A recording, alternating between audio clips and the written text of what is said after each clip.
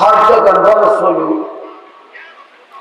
তখন আল্লাহ তাআলা ঘোষণা করেন ফাযকুরুল্লাহ যিকরান কাসীরা ফাযকুরুল্লাহ কাযিকরিকুম আবাকুম ওয়া আশাদ্দা যিকরা ওয়া ইযা আফাসতুম মিন আরবাতিন ফাযকুরুল্লাহ ইনদাল মাশারিল হারাম।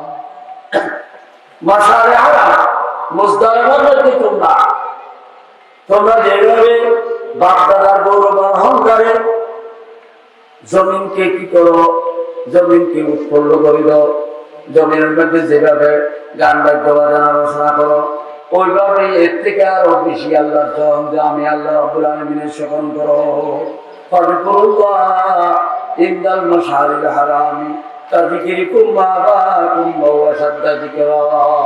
এর থেকে আরো বেশি আমি রাব্বুল আলামিনের স্মরণ করো। আল্লাহ তাআলা সকল বর্তমান যুগের মধ্যে জওয়ান ভাইদেরকে যেভাবে চতুর্দিক থেকে কি করে চলতেছে, জওয়ান ভাইদের আখলাক চরিত্র নষ্ট করার জন্য, তাদেরকে দিন থেকে বিমুখ করার জন্য, কোরআন হাদিস থেকে বিমুখ করার জন্য ষড়যন্ত্র চলতেছে চতুর্দিক থেকে। সেইভাবে আল্লাহ তাআলা আমাদের দেশের আমাদের অঞ্চলের ছেলেদেরকে যে কোরআন হাদিস মুখী কাজ করার জন্য, কোরআন হাদিস মুখী খেদমত করার জন্য, কোরআন হাদিস অঙ্গন করার জন্য এই যে খেদমত লাগাই দিচ্ছে, এইটা ও ভাই কোনো ভাষা নেই আমার শুকর আদায় করা।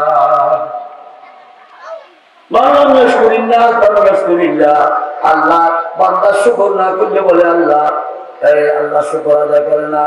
এই জন্য আমি সবার শুকর আদায় করতেছি। জাযাকাল্লাহ ফিদ দারাইন খায়রা হামাকাল্লাহু আন শাররিন নাওয়াইম। মহানবী আখির নবী, শেষ নবী, সর্বশ্রেষ্ঠ নবী, সাইয়্যিদুল আম্বিয়া, দুজাহানের বাদশা হযরত রাসূলুল্লাহ সাল্লাল্লাহু আলাইহি ওয়াসাল্লাম আমাদেরকে শিক্ষা দিয়েছেন তোমাদের মধ্যে যদি কেউ ভালো কাজ করে তোমরা এটার প্রতিদান দাও, আর যদি প্রতিদান দেওয়ার সুযোগ না থাকে তার জন্য দোয়া করো।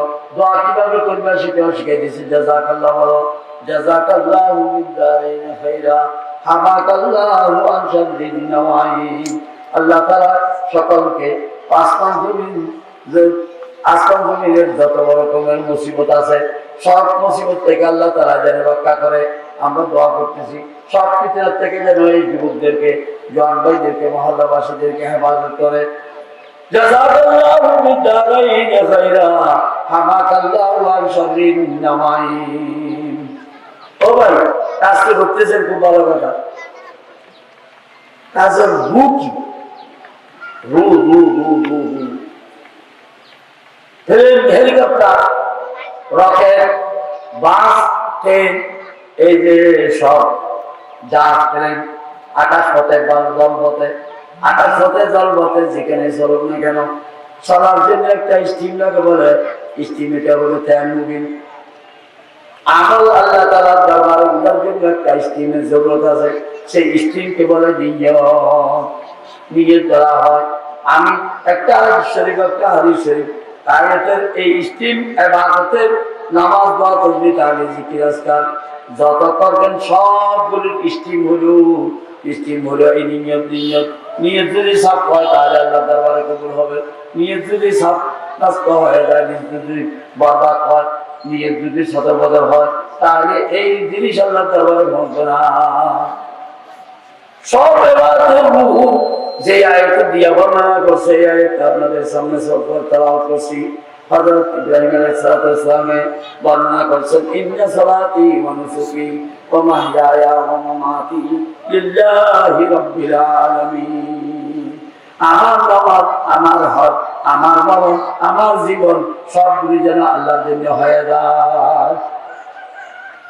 আল্লাহ নিয়ত, আল্লাহকে সন্তুষ্ট করার জন্য, আল্লাহকে রাজি খুশি করার জন্য যেন আমার সব আমল হয়ে যায়। আমার চলাফেরা, উড়া বসা, খাওয়া দাওয়া সবকিছু যেন আল্লাহর জন্য হয়।